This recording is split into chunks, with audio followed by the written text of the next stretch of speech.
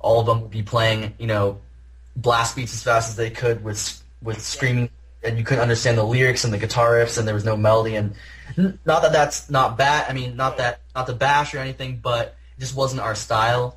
And we did play with bands for years that were like that, and then finally made our way to Europe, and it's more of a traditional power metal kind of thing over there, which is cool. And but there are a lot of good bands in Arizona that are more hard rock, heavy metal, and I think the scene is definitely gotten better over the years.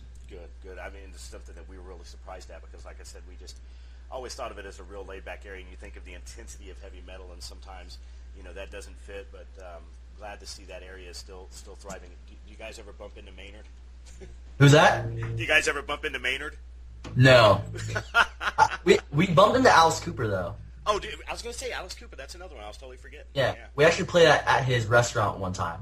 Oh, really? Yeah, that's right. He does have restaurants in the area. Yeah, and he's a big promoter of the Phoenix scene as well. So yeah, he's a really nice guy. Yeah.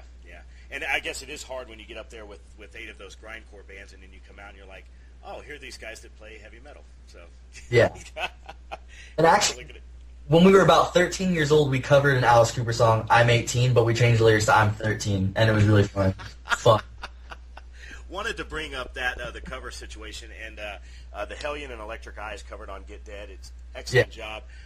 Wanted to bring up something that was more interesting to me, I guess, personally, was, I think, a truly underrated album from our metal was Skid Row's second offering, and you actually cover Slave to the Grind, which is, I think, one of the most underrated songs from our era of hard rock and heavy metal. What brought that about? Did you just hear it one time and really liked it, or is it something about the song that you identified with, Jeremy?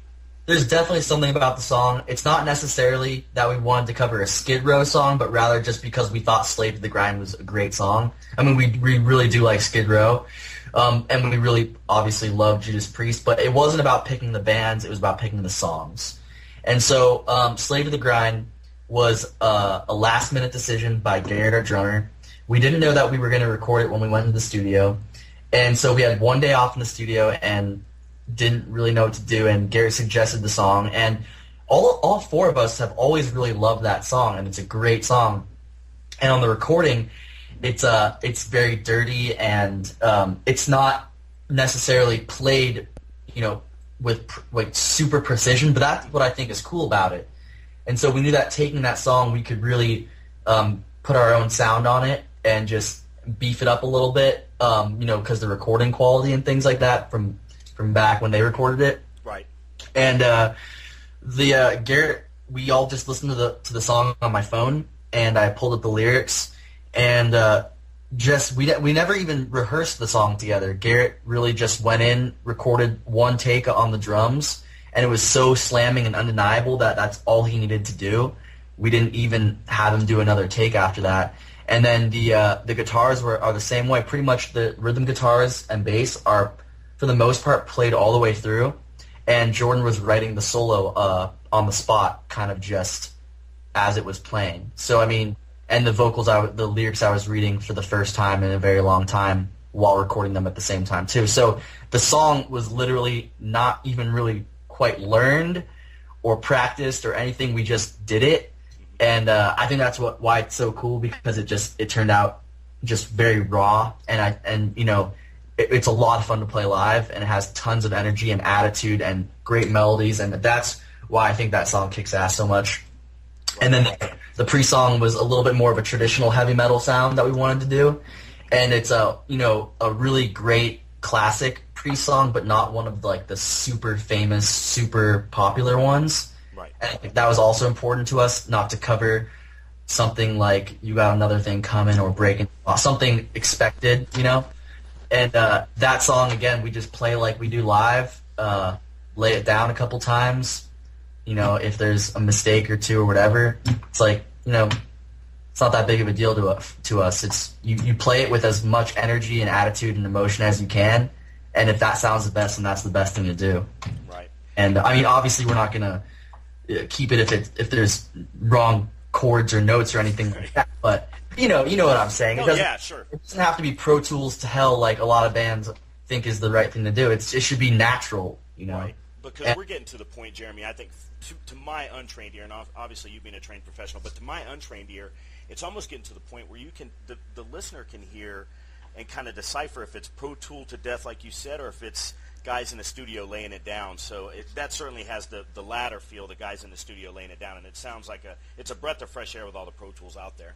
Well, you know what? There's a rule in our band, and it's basically like you either are or you are not. And what I mean by that is like it's either you play your part or you don't, and it has to be you play it. I record the vocals, and I either nail the note or I try again, because we're not going to auto-tune it. We're not going to do any of that stuff. Right. We don't do it because the best bands in the world, my favorite band, the Beatles, one of my favorite bands, the Beatles, all the bands in the 80s, they didn't have any of that stuff. They were the real deal, and that's very important to us that we be the real deal. And it also makes a difference when you play live because you're not relying on something. And I hope that one day we win a Grammy, and I can go up on stage and tell all the people that use autotune that they do not deserve to be there and are a disgrace to music. Asterisk. They get asterisk. Yeah, I would obviously add a little bit more profanity, but I really want to do that, and I think it's a disgrace to music when people fake it. Right. I feel really strongly about that. Yeah. Jeremy, I told Jen, and I want to give a public shout out to Jen. She's just been great and staying with us and making sure that we got this thing done. I told her that I wouldn't keep you a long time. I know that you probably have a long Friday night and a weekend ahead of you. Like you said, you're constantly writing, and you guys are work some odd hours. I want to thank you personally, Jeremy, for letting me redo this. I mean, I just felt like last time was such a cluster that I'm glad that we got this done. Wanted to let you folks know out there that are listening to, and Jeremy brought this up earlier in the interview, he really does spend a lot of time on the websites.